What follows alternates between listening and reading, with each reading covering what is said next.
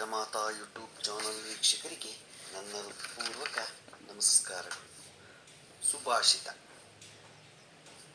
ನಾಲಿಗೆಯು ರುಚಿ ಬಿಟ್ಟರೆ ಶರೀರಕ್ಕೆ ಲಾಭ, ವಾದ ವಿವಾದಗಳನ್ನು ಬಿಟ್ಟರೆ ಸಂಬಂಧಗಳಿಗೆ ಲಾಭ, ವ್ಯರ್ಥ ಚಿಂತನೆಗಳನ್ನು ಬಿಟ್ಟರೆ ಇಡೀ ಜೀವನಕ್ಕೇ ಲಾಭ. ನೋಡಿ, ಇಷ್ಟೇ ಚೆನ್ನಾಗಿದೆ ಇದು. ಇವತ್ತು ನಾವು ದಿನಪಂಚಾಂಗಕ್ಕಿಂತ ಮುಂಚೆ ಇವತ್ತು ಸ್ವರ್ಣಗೌರಿ ವ್ರತ, ಅದರಿಂದ ಅದರ ಕಥೆನ ತಿಳ್ಕೊಳ್ಳೋಣ.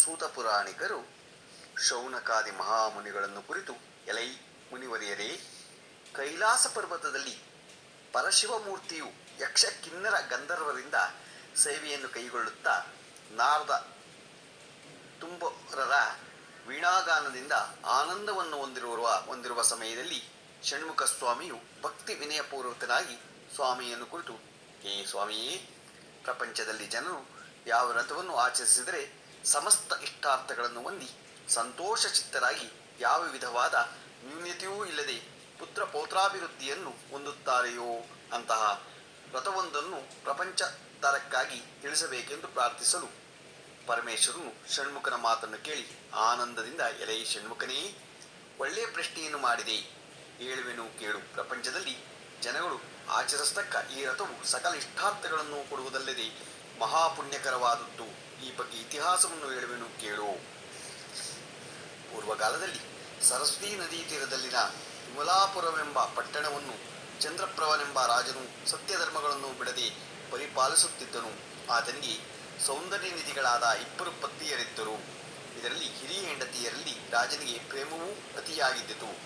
ಈಗಿರಲು ಚಂದ್ರಪ್ರಭುನು ಅರಣ್ಯದಲ್ಲಿ ಕ್ರೂರ ಮೃಗಗಳ ಕಾಟವೂ ಹೆಚ್ಚಾಗಿರುವುದರಿಂದ ವನಪಾಲಕರನ್ನು ಭೇಟಿಯಾಡುವ ಉದ್ದೇಶದಿಂದ ಕಾಡಿಗೆ ಹೊರಟನು. ಅಲ್ಲಿ ಕ್ರೂರ ಮೃಗಗಳನ್ನು ಭೇಟಿಯಾಡಿ ಬಳಲಿ ವಿಶ್ರಾಂತಿಗಾಗಿ ಸ್ಥಳವನ್ನು ಹುಡುಕಿಕೊಂಡು ಹೊರಟನು. ದೂರದಲ್ಲಿ ಒಂದು ರಮಣೀಯವಾದ ಸರೋವರವನ್ನು ಗೋಚರಿಸಿತು.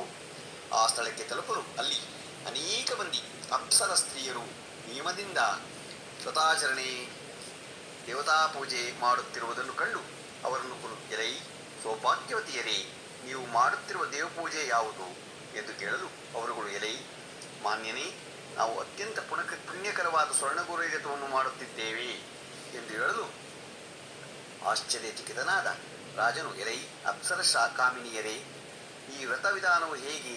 ಇದರಿಂದ ಯಾವ ವಿಧವಾದ ಇಷ್ಟಾರ್ಥ ಸಿದ್ಧಿಯಾಗುವುದು? ಇದೆಲ್ಲವನ್ನು ಸವಿಸ್ತಾರವಾಗಿ ಹೇಳಬೇಕೆಂದು ಕೇಳಲು ಆ ಅಪ್ಸರಾಂಗನಿಯರು, ಎಲೈ ಪುಣ್ಯಪುರುಷನೇ, ಈ ವ್ರತವನ್ನು ಭಾದ್ರಪದ ಮಾಸ ಶುದ್ಧ ತದಿಗೆಯ ದಿನಗಳಲ್ಲಿ ಆಚರಿಸಬೇಕು. 16 ವರ್ಷಗಳನ್ನು ಕ್ರಮವಾಗಿ ಈ ವ್ರತವನ್ನು ಆಚರಿಸಿ ಆದಿಯಲ್ಲಾಗಲಿ ಮಧ್ಯದಲ್ಲಾಗಲಿ ಅಂತ್ಯದಲ್ಲಾಗಲಿ ವ್ರತದ ಉದ್ಯಾಪನೆಯನ್ನು ಮಾಡಬೇಕು ಎಂದು ಹೇಳಿದ. ಅವರು ಮಾತನ್ನು ಕೇಳಿ ರಾಜನು ಅತ್ಯಂತ ಭಕ್ತಿಯಿಂದ ಅವರು ಹೇಳಿದ ಪ್ರಕಾರ ಅಲ್ಲಿಯೇ ವ್ರತವನ್ನು ಆಚರಿಸಿ ಷೋಡಶ ಗ್ರಂಥಿಯುಕ್ತವಾದ ದೂರವನ್ನು ದಕ್ಷಿಣ ಬಲ ಹಸ್ತದಲ್ಲಿ ಧರಿಸಿ ಅರಮನೆಗೆ ಹಿಂದಿರುಗಿ ತನ್ನ 2 ಭಾರ್ಯರಿಗೂ ಈ ಸಂಗತಿಯನ್ನೆಲ್ಲ ಹೇಳಿ ವ್ರತವನ್ನು ಮಾಡಿಸಲು ಪ್ರಯತ್ನಪಟ್ಟನೋ. ಹಿರಿಯ ಹೆಂಡತಿಯು ಪತಿಯ ಮಾತನ್ನು ಕೇಳುತ್ತಲೇ ಕೋಪದಿಂದ ಪತಿಯು ಧರಿಸಿದ್ದ ದಾರವನ್ನು ಕಿತ್ತು ಅರಮನೆಯ ಹಿಂದೆ ಇದ್ದ ಒಂದು ಒಣಗಿದ ಗಿಡಗಳ ಮೇಲೆ ಎಸೆದಳೋ. ಪತಿಯು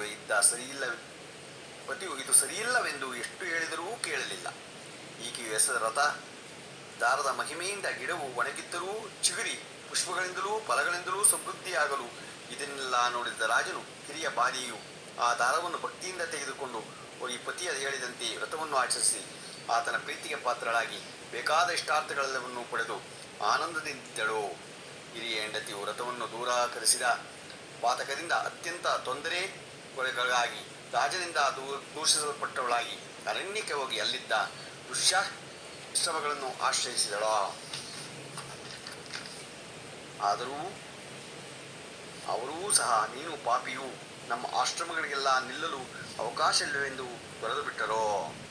ಅಲ್ಲಿಂದ ತಿರಸ್ಕೃತಳಾಗಿ ಹೊರಟು ಪಣಿತಿಯನ್ನು ದರ್ಶಿಸಳು. ಆದರೂ ತನ್ನ ಮನಸ್ಸಿನಲ್ಲಿರುವಂತೆ ಗೌರಿ ದರ್ಶನವಿಲ್ಲದ್ದರಿಂದ ಅದಕ್ಕಾಗಿ ಉಪವಾಸ ವ್ರತವನ್ನು ಕೈಗೊಂಡಳು. ಅಲ್ಲಿಯೂ ತನ್ನ ಉದ್ದೇಶ ಫಲಕಾರಿಯಾಗದಿರಲು ಆಕೆಯ ವರಲಕ್ಷ್ಮೀ ದರ್ಶನವಾಯಿತು. ಆಕೆಯಿಂದಲೂ ತಿರಸ್ಕೃತಳಾಗಿ ಹೊರಟು ಸ್ವರ್ಣಗೌರಿಯನ್ನೇ ಧ್ಯಾನಿಸುತ್ತಾ ದುಃಖದಿಂದ ಒಂದು ಪ್ರದೇಶದಲ್ಲಿ ಕುಳಿತುಕೊಳ್ಳಲು ರಾಣಿಯಲ್ಲಿ ಸಂತೋಷಗೊಂಡು ಸ್ವರ್ಣಗೌರಿಯ ಪ್ರತ್ಯಕ್ಷಳಾದಳು. ಕೂಡಲೇ ರಾಜನ ಭಾರ್ಯೆಯು ಸಂತೋಷದಿಂದಲೂ ಭಕ್ತಿಯಿಂದಲೂ ದೇವಿಗೆ ಸಾಷ್ಟಾಂಗ ದಂಡ ಪ್ರಣಾಮಗಳನ್ನು ಮಾಡಿ ಸ್ತುತಿಸಿದಳು. ಈಕೆಯು ಮಾಡಿದ ಭಕ್ತಿಯುಕ್ತವಾದ ಸ್ತುತಿಯಿಂದ ಗೌರೀದೇವಿಯು ತೃಪ್ತಳಾಗಿ ಆಕೆಗೆ ಸೌಭಾಗ್ಯವನ್ನು, ಪುತ್ರ ಸಂತಾನವನ್ನು, ಇಷ್ಟಾರ್ಥ ಸಿದ್ಧಿಗಳನ್ನು ನೀಡಿ ಅಂತರ್ಧಾನಳಾದಳು. ಸಂತೋಷದಿಂದ ರಾಣಿಯು ತನ್ನ ಪತಿಗೃಹವನ್ನು ಸೇರಿದಳು.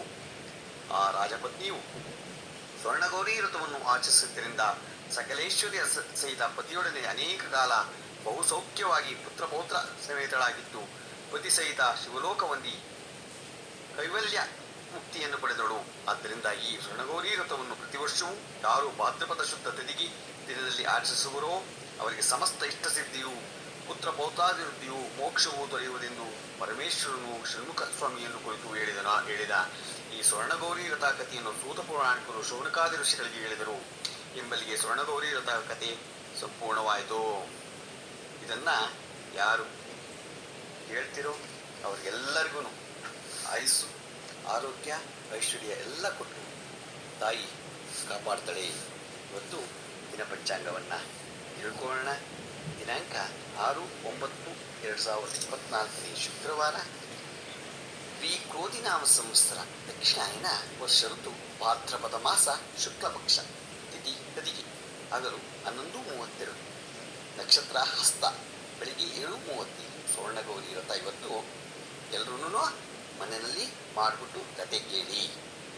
ಮಳೆ ಪೂರ್ವಭಾದ್ರ 2ನೇ ಪಾದ, ರಾಹುಕಾಲ 10:49 12:21, ಉಳಿಕ ಕಾಲ 7:45 9:17, ಯಮಗಂಡ ಕಾಲ 3:25 4:57.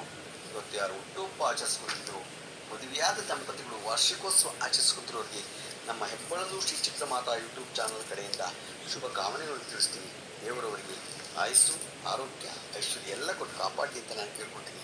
ನಮ್ಮ ಹೆಬ್ಬಳಲು ಶ್ರೀ ಚಿತ್ರಮಾತಾ ಯೂಟ್ಯೂಬ್ ಚಾನಲ್ ಯಾರು ಸಬ್ಸ್ಕ್ರೈಬ್ ಆಗಿರೋ ದಯಮಾಡಿ ಸಬ್ಸ್ಕ್ರೈಬ್ ಆಗಿ, ಲೈಕ್ ಕೊಡಿ. ಇದು ನಿಮ್ಮದೇ ಚಾನಲ್ ಆಗಿರೋದ್ರಿಂದ ನಮ್ಮ ಲಿಂಕನ್ನು ಬೇರೆ ಗ್ರೂಪ್ಗಳಿಗೆ ಫಾರ್ವರ್ಡ್ ಮಾಡಿ. ನಮಸ್ಕಾರಗಳು, ನಮಸ್ಕಾರಗಳು, ನಮಸ್ಕಾರ.